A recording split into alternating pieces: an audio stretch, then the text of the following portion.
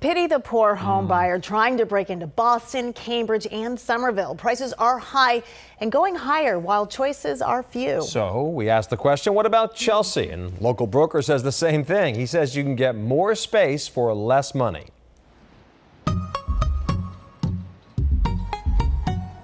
Drive around Chelsea and you can see the appeal for Bostonians being priced out of the housing market. There's Mary O'Malley State Park with playgrounds and waterfront views. Over at Mystic Brewery, every Friday they introduce new craft beers. Mystic is known for their IPAs, saisons, and a macchiato stout they produce in partnership with coffee guru George Howell. The thing I love about Chelsea the most is the diversity. I love the fact that there's a melting pot and it has its own unique flavor. Chelsea has its restaurants, the waterfront, the neighborhoods, the food. It's a beautiful, wonderful melting pot. As Chelsea's top-selling realtor, Jeffrey Bowen is passionate about the city he's called home for years. He says Chelsea is taking advantage of many aging mill buildings being repurposed into much-needed housing. And the finished spaces are spectacular. Take this former industrial site. Spencer Lofts is 100 residential lofts, and it was converted in 2004 from a former elastic shoe company. They made shoes here, they made parachutes here. It was built about 1890. The average price to own at Spencer Lofts right now, $450,000. This building has deeded parking spaces, a roof deck with panoramic views, and a small art gallery that Bowen would love to see taken over by a Boston museum. Over at 950 Broadway, spectacular bi-level industrial lofts are going in the range of $475,000. 10 years ago, I had to show properties 100 and 200 times, and I had to assure buyers that Chelsea was going to change and that would be a great investment. The average sale price was $100 to $150 a square foot, and now the average sale price is about $375 to $425 a square foot. Bowen predicts the addition of the Silver Line in Chelsea will be a game changer. There are 3 stops carrying commuters 2 miles to Boston's South Station. I would absolutely say that if a person was to look here versus Charlestown, you get more square footage, you get parking, you get a beautiful building. You can invest here. Why would a person spend so much money to live downtown with no parking and all the traffic and all the headaches when you can be in town in 15 minutes? Who knew that Chelsea has a marina filled with expensive power and sailboats? The marina at Admiral's Hill was the brainchild of Kevin Saba, who's been a major player in developing Chelsea's inlet for recreational use.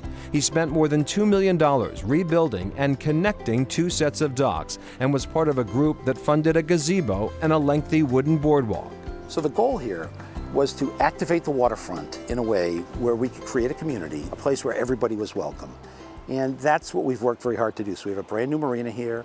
It's one marina, everything is linked.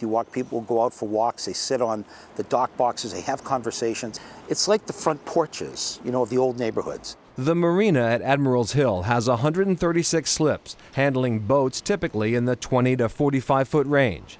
Being so close to Boston, you can be cruising the harbor or be downtown in minutes. And are people surprised to find out, if they don't know before, that there's this beautiful marina in Chelsea? They're shocked. And they come down, they're just amazed that this exists in their city.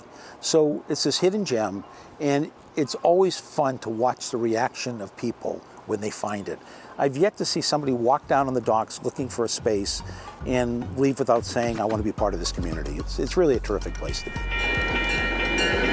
Saba and many others who are active in Chelsea's gentrification say they talk regularly about how to keep this city real, affordable, and ethnically diverse.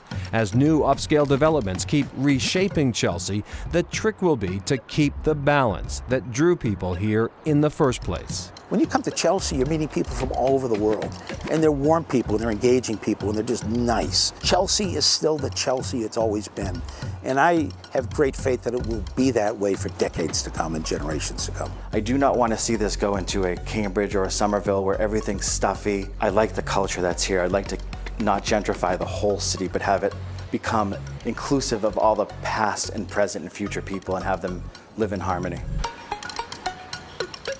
That's great. And both Kevin Saba and Jeffrey Bowen remain very active in Chelsea. They really are. Saba is actually developing micro-housing and co-working spaces at his marina. The idea there is to encourage startups, bring people in, young people in, which is a great idea. And Bowen's part of a young professionals group that meets every month, wants to stay active with that. Kind of helps. They meet at the Mystic Brewery, so everybody has a good time, and they're encouraging development in Chelsea. He knows how to get them in there. Exactly. All right, come for the fresh bagels, stay for the corny slogan. Buy Kate's Bagels, we need the dough.